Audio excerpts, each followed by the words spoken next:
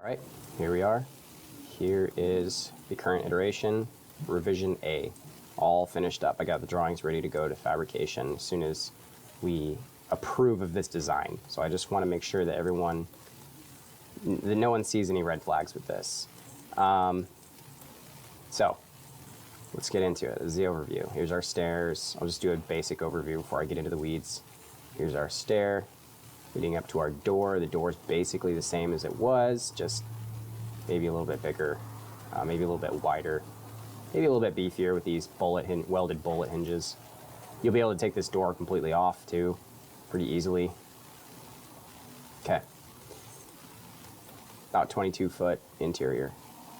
I just want to get off into some of the extra parts for assembly purposes of half court versus full court. So obviously down the center I've got two runner beams that run the full length of it. And I've got a few parts that are interchangeable for whether you want to have it flush against the wall as a half court or out as a full court. So in the case of half court, there's a couple things we need to change out. So one of them is these brackets right here. Okay, these brackets on both sides that hold in our frames. Okay, so the ones that are bolted on here are going to be jutting out, looks like 2 inches or so, into where you want that to be flush with the wall. So we're providing these.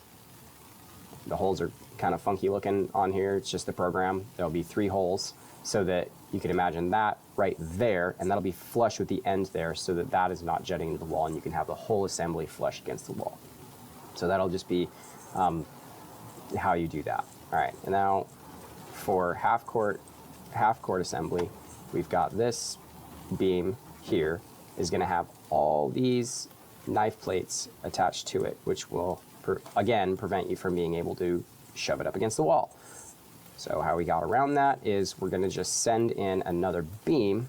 Now this beam is primarily going to be used, it's pretty much identical to that one, but for half court, because in half court we're not going to be having all these beams and we don't want those knife plates on there, so it just doesn't have those, so that everything can sit flush against the wall.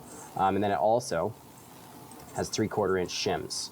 So the whole thing sits 3/4 inch high, 3/4 of an inch higher than that beam, so that when you have your plywood set in here, it creates a flush level plane, because you're going to have 3/4 plywood on top of this. So from that center line to the center line of this beam is 8 feet. So you have 2 runs here, and then from the center line of this beam to the center line of this piece of angle that's thrown in here is again another 4 feet, and then you'll have a scab in piece right there. So yeah, so that's the second extra piece that you'll have, and that's its purpose. Another extra piece, obviously you've got your cool looking keys here for the doors, your pins, same design.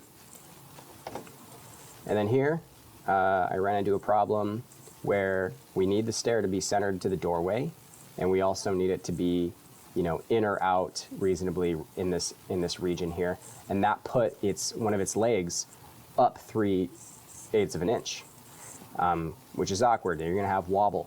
So to do that, I just made sure to shim the rest of the legs up 3/4 of an inch. However, if you ever want to use this stair in any purpose other than being on top of this stinking base plate, it'll be wobbly and you'll need a shim. So we're providing these inserts, these welded inserts, and so whenever you want to use this where it's not going to be resting on that, you just put one of these in this bottom tube here and you're good to go. All right. This is an idea that Josh had. This is just kind of a logo burned out of steel, raised a couple inches that you can hang on the wall and put LED lights in. So that would be cool. All right, now I'm going to get into, that's all the extra parts that will come with it. So now I want to get off into the connections. So I'll do a separate video.